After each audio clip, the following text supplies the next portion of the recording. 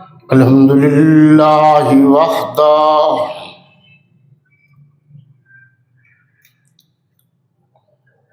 والصلاة والسلام علی من لا نبی بعدہ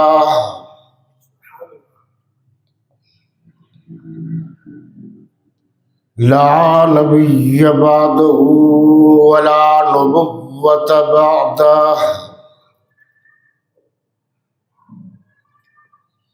ولا رسول بعدہ ولا رسالۃ بعدہ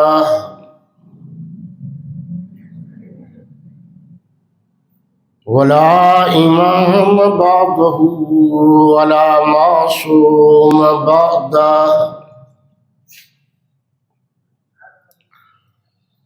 ولا امت بعد امتہ ولا شریعت بعد شریعتی ولا کتاب بعد کتاب اللہ الی یوم القیامہ والصلاة والسلام علی آلہ واصحابہ الطیبین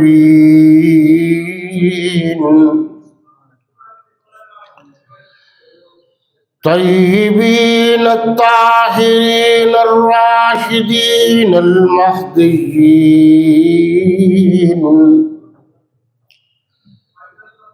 وعلى أزواجه وبناته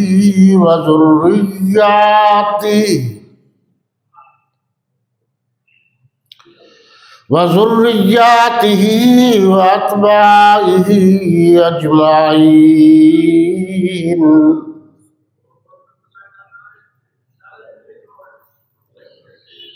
أما بعد فأعوذ بالله من الشيطان الرجيم. بسم الله الرحمن الرحيم.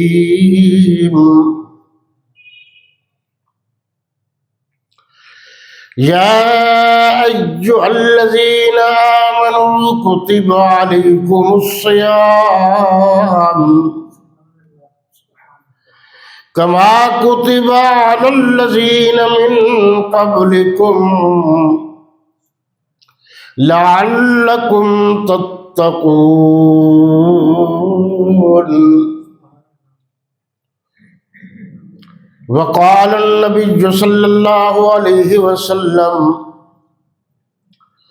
أوله رحمة وأوسطه مغفرة وآخره عتق من النار. صدق الله مولانا العظيم وصدق رسوله النبي الكريم ونحن على ذلك لمن الشاهدين والشاكرين والحمد لله رب العالمين.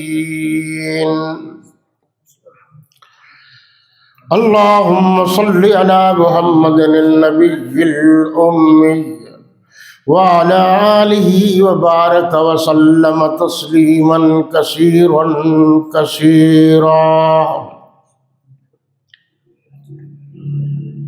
شرفاء ملت اسلامیہ، رفقاء اہل السنت والجماعت، گرامی قدر سامعین و حاضرین و ناظرین، میرے وطن عزیز کے عزیز ترین دوستوں، ساتھیوں اور بھائیوں، علاقہ حاضہ کے غیور و جسور و روشن ضمیر مسلمانوں،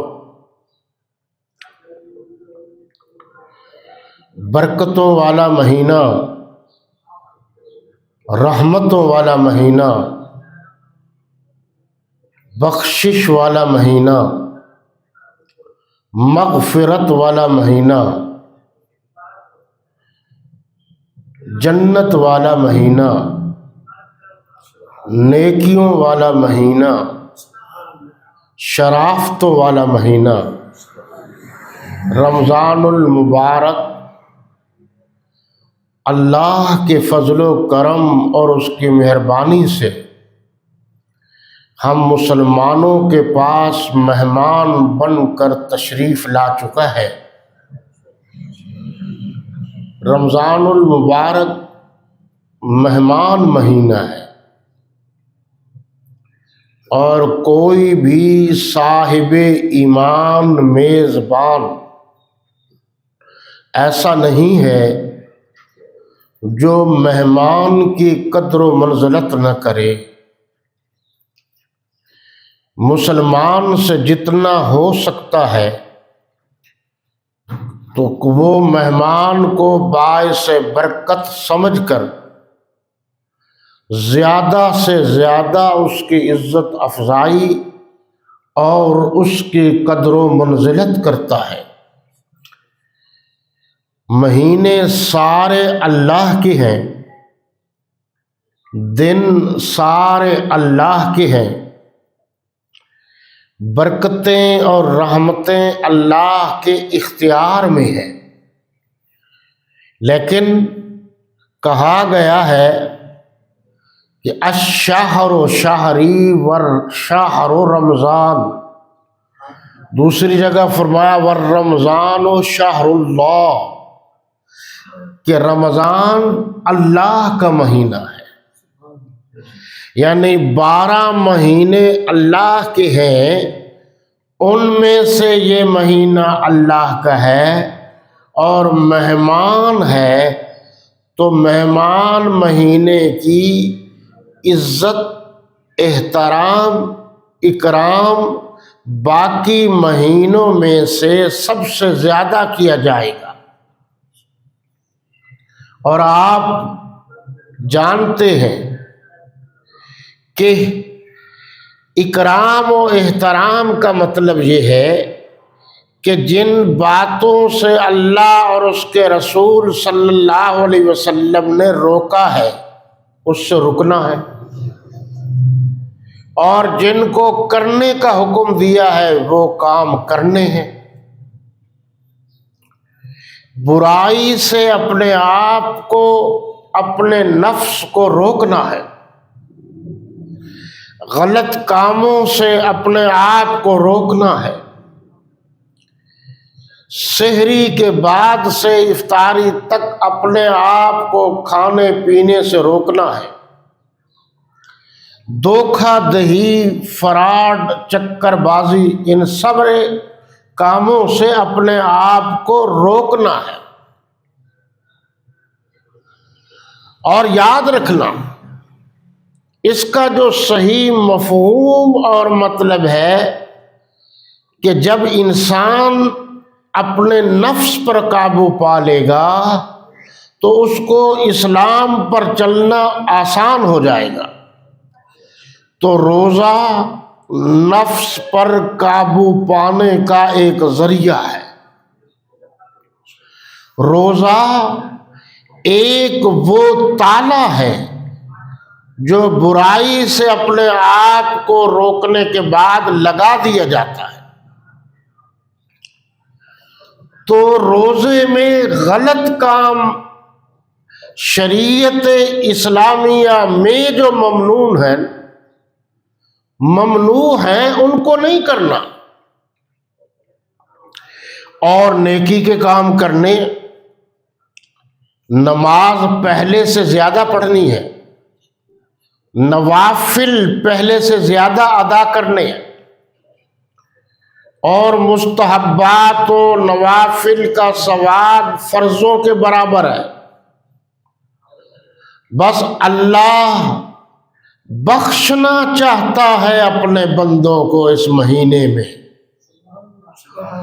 اور اللہ نہیں چاہتے کہ کوئی بندہ ایسا ہو جو میری مغفرت سے محروم رہ جائے۔ جناب نبی کریم رؤوف الرحیم علیہ الصلاۃ والتسلیم سید الاولین والآخرین، راحت المشتاقین، شفیع المذنبین، رحمت للعالمین، حضور خاتم النبیین والمرسلین والمعصومین علیہ الصلاۃ والتسلیم فرماتے ہیں اگر کسی شخص کو رمضان المبارک کا مہینہ، برکت والا مہینہ مل گیا اور اس نے اپنے آپ کو اللہ کے حضور نہ جھکایا، اللہ کو نہ منایا، اللہ سے معافیاں نہ مانگی، اللہ کے حضور توبہ نہ کی، قرآن نے کہا وَأَرِنَا مَنَاسِكَنَا وَتُبْ عَلَيْنَا إِنَّكَ أَنْتَ التَّوَّابُ الرَّحِيمُ۔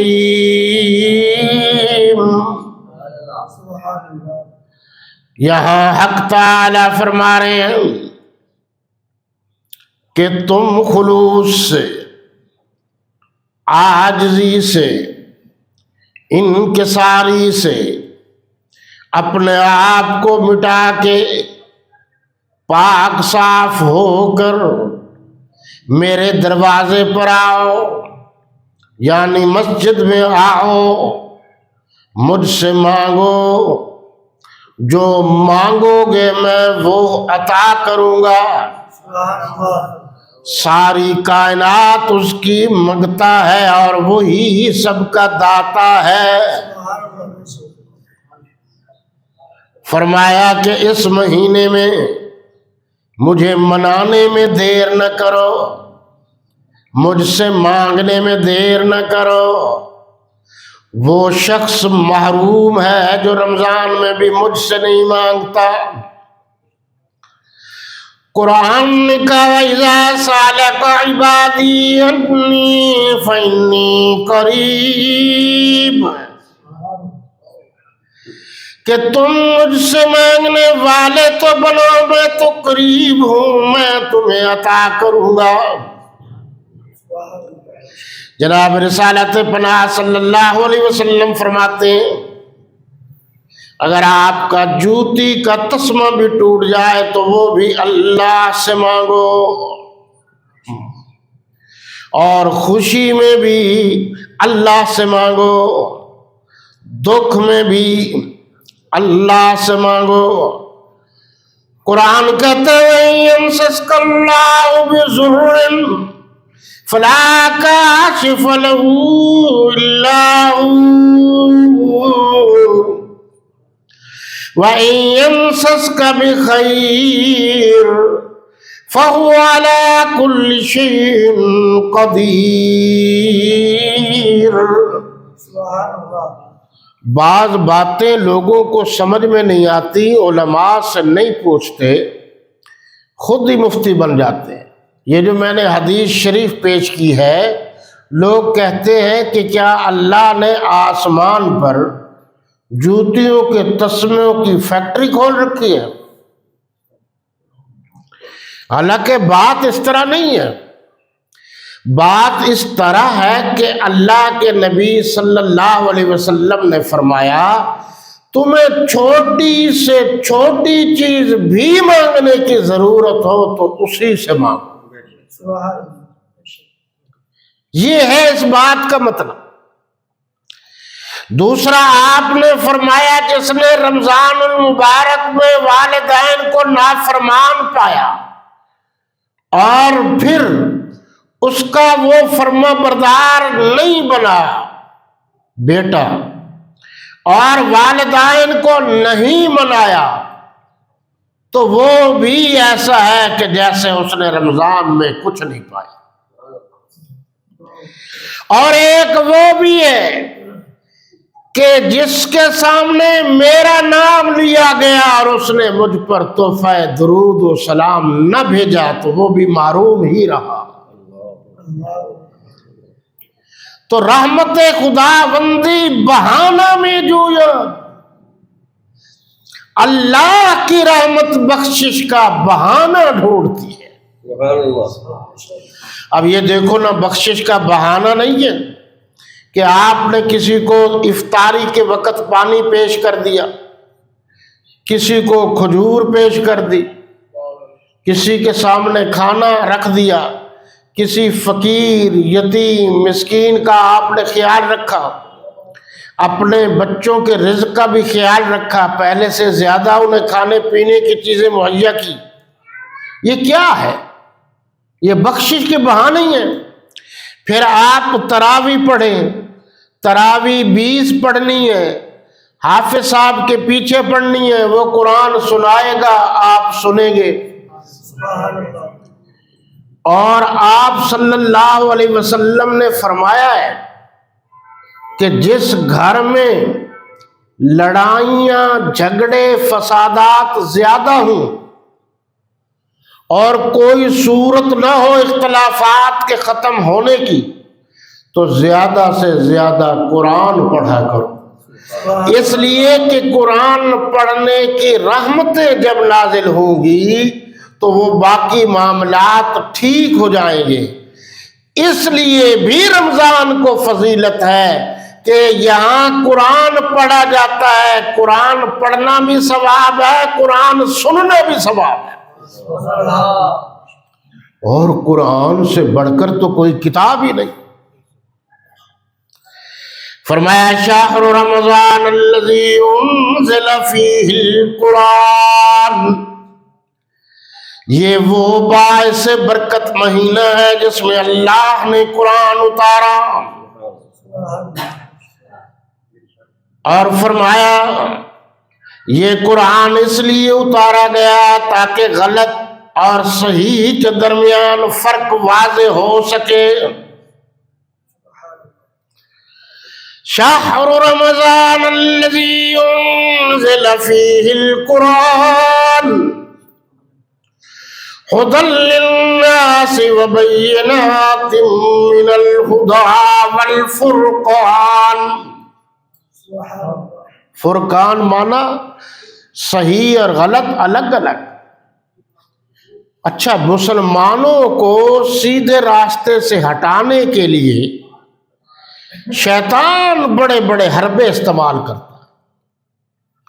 رمضان المبارک میں ایک حربہ تو یہ استعمال کرتا ہے کہ سارے سال اللہ نے تجھے معاف نہیں کیا اور تو نے معافیاں نہیں مانگی، تو اب کیا کرے گا، اب بھی معافیاں نہیں ملتی۔ یہ جھوٹ ہے، یہ شیطان بہکاوے میں لے آتا ہے۔ اور ایک شیطان یہ بھی ہے کہ ہر اچھے کام میں رکاوٹ ڈالتا ہے۔ ایسے بھی آپ کے پاکستان میں لوگ موجود ہیں جو کہتے ہیں تراویح نہیں ہے، لکھا ہوا ہے کہیں تراویح ہے، اب وہ گھر بیٹھ کے بات کرتا ہے، لوگوں کو کیا پتا، لوگ بہانے ڈھونڈتے ہیں۔ اور کچھ ایسے بھی ہیں، میں حیران ہوا، وہ کہتے ہیں روزے ہی 3 ہیں، باقی سارے مولویوں کے بنائے ہوئے ہیں، ایک پہلے عشرے میں، ایک دوسرے عشرے میں، ایک تیسرے عشرے میں۔ قرآن نے کیا کہا؟ فرمایا فمن شہد منکم الشہر فلیصم، اگر آپ تھوڑی سی توجہ کریں قرآن پر تو سارے مسئلے حل ہو گئے۔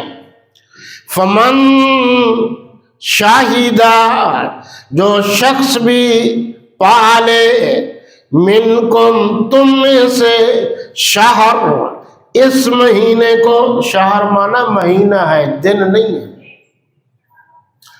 فلیصم، اسے چاہیے کہ پورا مہینہ روزے رکھے۔ یہ تو لکھا ہوا ہے۔ اب نہ کوئی ترجمہ پڑھتا ہے، نہ کوئی الفاظ پر غور کرتا ہے، جیسے کسی نے کندھا مارا یا کوئی نیٹ پہ جھوٹ موٹ آ گیا، چاہے وہ قادیانی ہوں، چاہے وہ عیسائی ہوں، چاہے وہ عیسائی ہوں، چاہے وہ سکھ ہوں، چاہے وہ ہندو ہوں، بدھ مت ہوں، رافضی ہوں، خارجی ہوں، پتہ نہیں کیا کیا ہیں، ان کو تو پتہ نہیں ہے۔ انہوں نے کہا جی بڑے نیک لوگ ہیں، شاہ صاحب ہیں، انہوں نے کہا ہے ہی نہیں روزہ، زیادہ سے زیادہ 3، جھوٹ بول دیا۔ اب کوئی اگر کسی کو عربی آتی ہے، فا، من، شاہدہ، من کم ضمیر کون سی ہے؟ من کو مشاہرہ، پھر مہینہ، فل، پس، لام، یہاں اس کا ترجمہ چاہیے کہ یا سوم، روزہ رکھے، پیچھے لفظ آ رہا ہے مہینے کا، پورا مہینہ 29 یا 30 روزہ رکھے۔ اب نہ تو یہ عربی گرامر سے واقف ہے نہ کچھ، انہوں نے چونکہ غیروں نے، غیر مسلموں نے لالچ کیا ہوا ہے مسلمانوں میں اختلاف پیدا کرنے کے لیے، روزے جیسی عبادت میں بھی اختلاف پیدا کرنے۔ فرمایا کہ اگر یہ مہینہ مل جائے تو پھر روزہ ضرور رکھے، فرضی روزے کی بات کر رہا ہوں۔ وَمَنْ كَانَ مَرِيضًا وَلَا سَفَرٌ فَعِدَّةٌ مِّنْ أَيَّامٍ أُخَرَ، اگر کوئی واقعی بیمار ہے اور واقعی اسے بہت زیادہ تکلیف ہے اور ڈاکٹر صاحب نے بھی کہا ہے کہ بیمار ہے یا زیادہ سفر پر چلا گیا ہے، تو اس دوران وہ روزے نہ رکھے، بعد میں وہ روزے قضا کر لے۔ یہ بھی سہولت ہے، خواتین کے لیے بھی یہی سہولت۔ نمازوں کی تو اجازت ہے ان مخصوص ایام میں، جو نمازیں رہ گئی سو رہ گئی، معافی ہے، یہ بھی آپ کو پتہ ہو، روزوں کی نہیں ہے۔ اور پھر فرائض، واجبات، مستحبات، نوافل، یہ علیحدہ علیحدہ بحث ہے، یہ ائمہ کرام کی محنت ہے، انہوں نے بتایا یہ چیز فرض ہے، یہ واجب ہے، یہ سنت مؤکدہ ہے، یہ غیر مؤکدہ، یہ ان کی محنت ہے۔ اور فرمایا وَلِتُكْمِلُوا الْعِدَّةَ وَلِتُكَبِّرُوا اللَّهَ عَلَى مَا هَدَاكُمْ، اللہ کی کبریائی بیان کرو۔ یہ دیکھو نا، پہلے اللہ اکبر کہتے ہو کبریائی، سبحانک اللہم اللہ کی کبریائی، سبحان ربی العظیم اللہ کی کبریائی، سبحان ربی العالی اللہ کی کبریائی، التحیات میں آقا دو جہاں پر درود و سلام اور سارے معاملات، اللہ فرما رہے میری کبریائی بیان کرو۔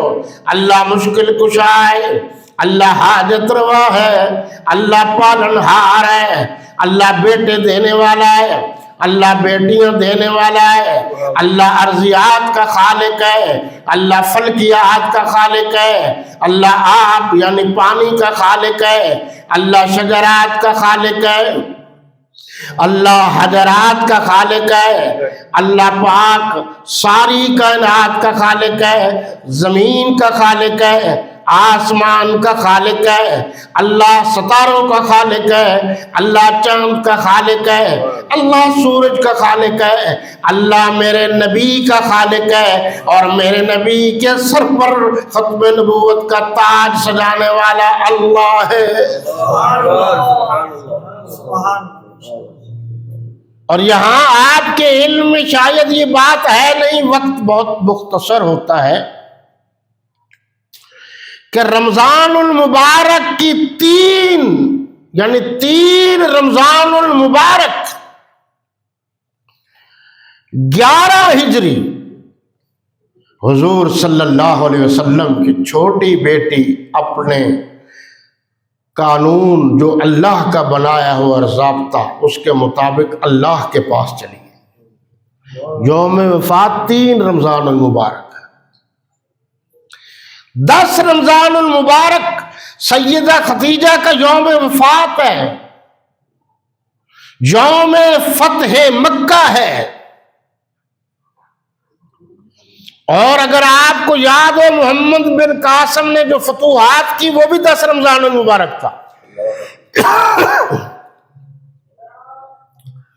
15 رمضان المبارک کو حضرت علی کرم اللہ وجہہ کے بڑے بیٹے کی پیدائش ہے، سیدنا حسن مجتبی رضی اللہ تعالی عنہ۔ ان مقدس ہستیوں کا نام لیا کرو، جنت اللہ رسول کے بعد صحابہ و اہل بیت کی نوکری اور چاکری سے ملتی ہے۔ جتنی عزت کرو گے صحابہ و اہل بیت کی اتنے زیادہ فائدہ ہوگا۔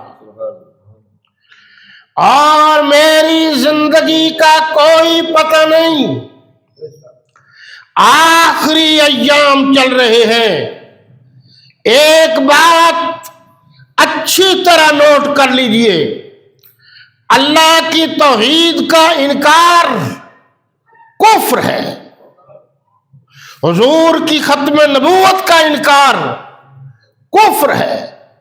اس کے بعد اگر کوئی شخص صحابہ کرام کی محبت کی آڑ میں اہل بیت کو برا بھلا کہتا ہے تو یہ بھی کفر ہے، اور اگر کوئی شخص اہل بیت کی محبت کی آڑ میں صحابہ کرام پر تنقید کرتا ہے، تنقیص کرتا ہے، تضحیق کرتا ہے، تکفیر کرتا ہے، وہ بھی پٹڑی سے اتر گیا ہے، وہ بھی کفر ہے۔ صحابہ سے بھی محبت ضروری ہے، اہل بیت سے محبت بھی ضروری ہے۔ قرآن نے کہا وَقَرْنَ فِي بُيُوتِكُنَّ وَلَا تَبَرَّجْنَ تَبَرُّجَ الْجَاهِلِيَّةِ الْأُولَىٰ وَأَقِمْنَ الصَّلَاةَ وَآتِينَ الزَّكَاةَ وَأَطِيعْنَ اللَّهَ وَرَسُولَهُ إِنَّمَا يُرِيدُ اللَّهُ لِيُذْهِبَ عَنكُمُ الرِّجْسَ أَهْلَ الْبَيْتِ وَيُطَهِّرَكُمْ تَطْهِيرًا۔ سورہ ہود کی آیت نمبر 72 میں بھی لفظ اہل بیت ہے، دیکھ لیجیے۔ ادھر بھی فرمایا یا ایھا النبی قل لأزواجک وبناتك ونساء المؤمنين يدنين عليهن من جلابيبهن ذلك أدنى أن يعرفن فلا يؤذين وكان الله غفورا رحيما۔ تو گویا یہ بخشش کا مہینہ ہے، رحمت کا مہینہ ہے، بس تم اللہ کو اس طرح چمٹ جاؤ جس طرح لوط بوٹی دیہات میں جائیے اور اس کا کچھ حصہ وہ کیکر پر یا کسی بیری پر ڈال دیا جائے، وہ ایسی چمٹ جاتی ہے کہ کچھ دنوں کے بعد وہی پھیل جاتی ہے۔ یا اس طرح مانگو جس طرح فقیر مانگتا ہے، فقیر کہتا ہے بابو جی دے دو، بابو کہتا ہے میرے پاس کچھ نہیں، وہ مانگتا رہتا ہے، آخر یہ دیتا ہے۔ رمضان میں اللہ سے اس طرح مانگو گناہوں کی معافیاں کہ یا اللہ یا تو معاف کر دے یا وہ در بتا جہاں تیرے بغیر معافیاں ملتی۔ باقی انشاءاللہ پھر سے ہی اللہ آپ کا، میرا اور تمام مسلمانوں کا حامی و ناصر ہو۔